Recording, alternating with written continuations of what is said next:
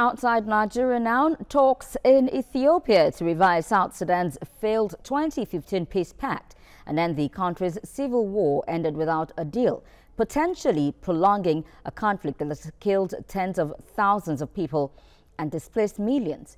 The Intergovernmental Authority on Development has been helping to mediate and get South Sudan's warring parties to agree again on power sharing and security arrangements, crucial steps for recommitting to the 2015 agreement and ultimately ending the war. African Affairs analyst on South Sudan, Mawan Mortal, joins me now to discuss this issue. Thank you for joining me on TVC News. Thank you. Good morning. Well, the talks in Ethiopia ended on Wednesday fruitless. Did this in any way surprise you? No, it did not surprise me, and it did not surprise a lot of people. We don't believe that there's enough will yet from either side to reach a compromise. Well, in spite of the regional group IGAD's mediation, the warring parties can't seem to ever agree. Isn't it time the international community now took drastic measures? There has been a push for that, and I think whereas about a year ago or 2 years ago, this view of strong external or even stronger external pressure was seen as maybe a bit too heavy-handed. Currently, I think many people, even I would say a very good percentage of South Sudanese, would like to see more pressure put upon both sides so that something could be achieved by way of peace.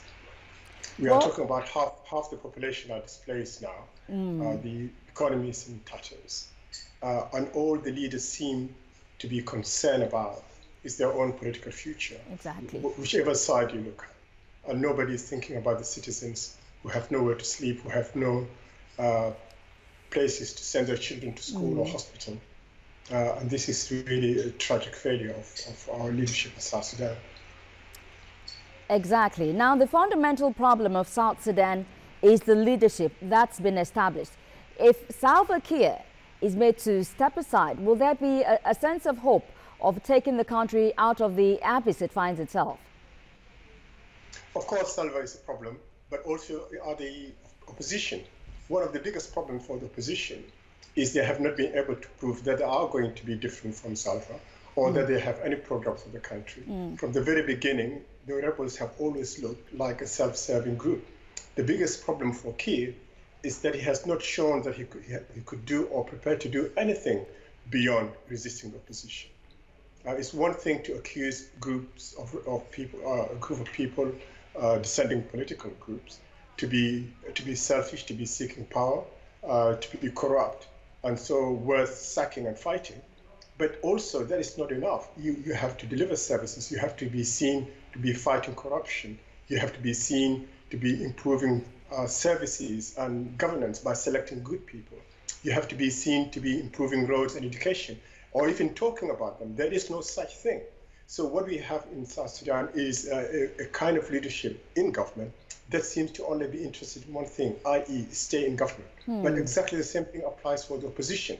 And that is why it's just not only a question of one side. It's not a question of being, of seeing or demonizing the opposition or demonizing the government. It's a total failure of the ruling class in South Sudan. So why don't we just propound a new idea, get rid of both of them, not just Salva Kiir, but Riek Machar as well, and let the country move forward?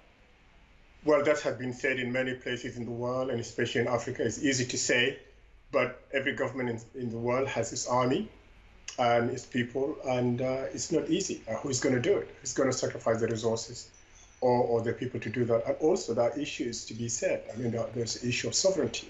The South Sudanese people are quite patriotic. They fought for their country for centuries. It's not going to be easy for them to just see, no matter how bad or tasteless their government might be, for it to be invaded. Well, selfish leaders seeking power, no policy implementation, and the situation just remains more precarious for the teeming millions displaced in South Sudan. I really don't know what hope is left for them. Mawan Mortal, African Affairs analyst, I'd like to thank you for joining me. Thank you.